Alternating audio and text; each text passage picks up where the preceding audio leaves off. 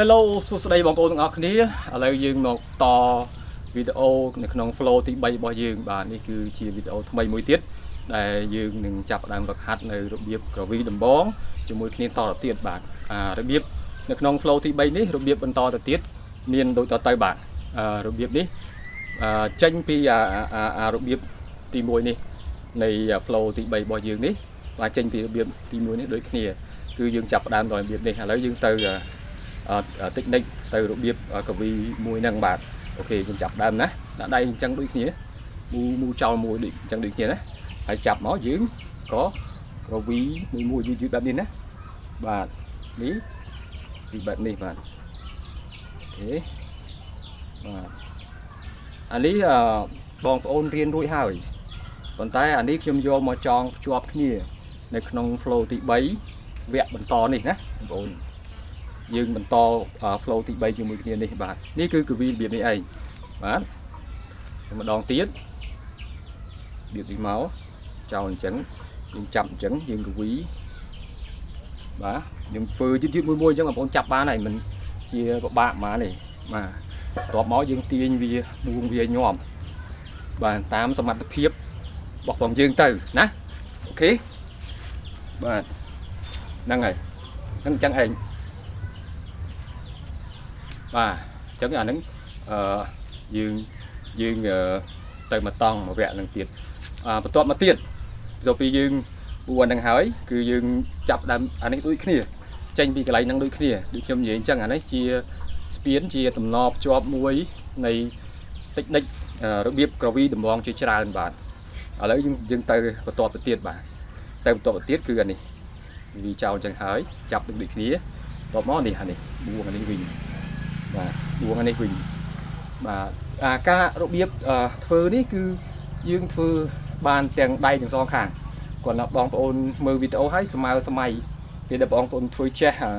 តិចនិចមួយបងប្អូនស្មើសម័យយើងកាន់ដៃស្ដាំវិញបាទឥឡូវខ្ញុំកំពុងកាន់ដៃឆ្វេងយើងកាន់ដៃស្ដាំវិញមិនដែរអញ្ចឹងបងប្អូនធ្វើដៃស្ដាំទៅបានដូចគ្នាអូខេយល់ទេអញ្ចឹងបាទអញ្ចឹងគឺវាអញ្ចឹងខ្ញុំសាកញាប់ឲ្យណាហ្នឹងហើយយើងប្រើកម្លាំងកដៃម្រាមដៃបាទហើយស្មាហើយយើងព្យាយាមពុតកដៃយើង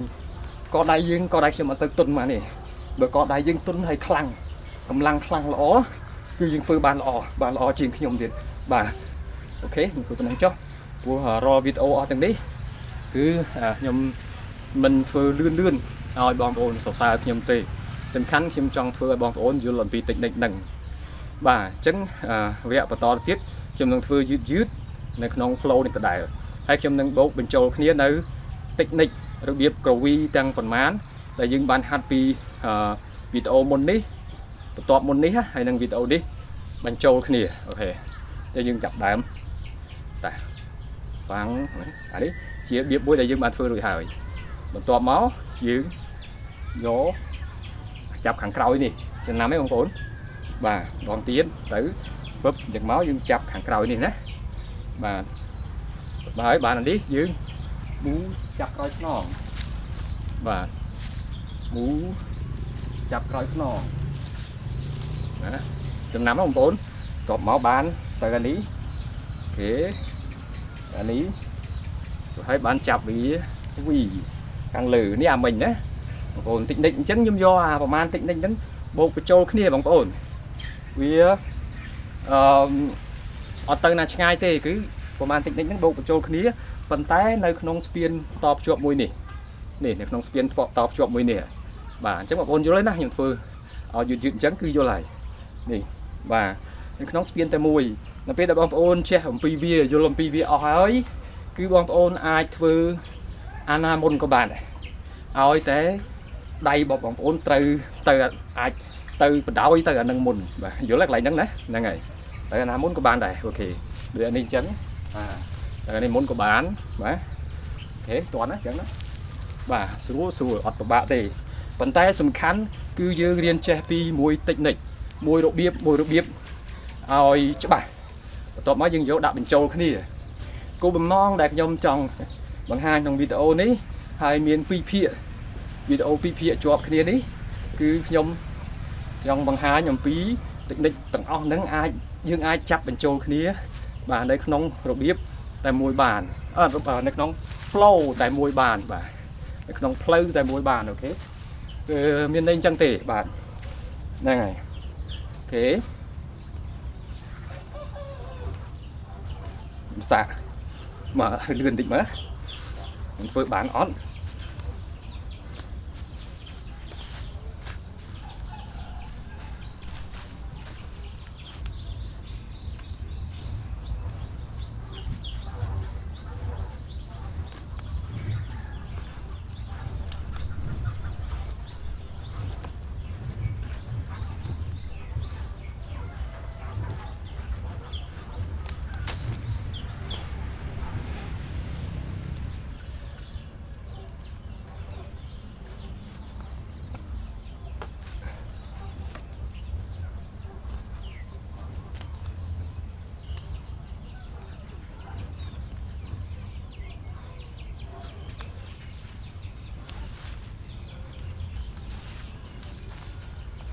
បាទអរគុណច្រើនបងប្អូនទាំងអស់គ្នា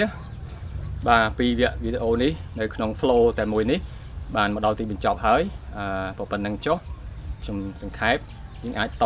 ទៅផ្សេងទៀតបានតែខ្ញុំគ្រាន់តែប្រាប់ប៉ុណ្ណឹងបងប្អូនអាចយល់ហើយនឹងយកតិចនិចរបៀបផ្សេងទៀតអាចយកមកបូកតចូលគ្នាឲ្យនៅក្នុង flow តែមួយកុំឲ្យតាក់កុំឲ្យបច្ច្រាស់បាទឲ្យវាទៅ smooth តែមួយយើងប្រើដំបងរួមជាមួយរាងកាយយើងឲ្យវាមូមិនទៅតែផ្លូវតែមួយអញ្ចឹងគឺខ្ញុំឲ្យឈ្មោះថា flow មួយឬក៏ផ្លូវមួយនោះបាទខ្ញុំនិយាយអង់គ្លេសខុសអធិស្ឋានរាល់វីដេអូទាំងអស់បាទអញ្ចឹងអរគុណច្រើនបងប្អូនគោរពជម្រាបលាជួបគ្នានៅវីដេអូក្រោយខ្ញុំមាននិយាយច្រើនទេសង្ឃឹមថាវីដេអូទាំងអស់នេះជួយបងប្អូនឲ្យយល់ឲ្យចេះខ្លះអំពីរបៀបក្រវីដំបងបាទដែលហៅថាចលនាផ្សំឬក៏លំអនបងដែលជាពាក្យដែលប្រើនៅក្នុងគម្ពីរយុទ្ធក្រមខំយុទ្ធគុណខំរបស់នៅក្នុងគម្ពីរយុទ្ធក្រមខំនោះបាទអរគុណច្រើនជម្រាបលាបងប្អូនជួបគ្នានៅវីដេអូក្រោយ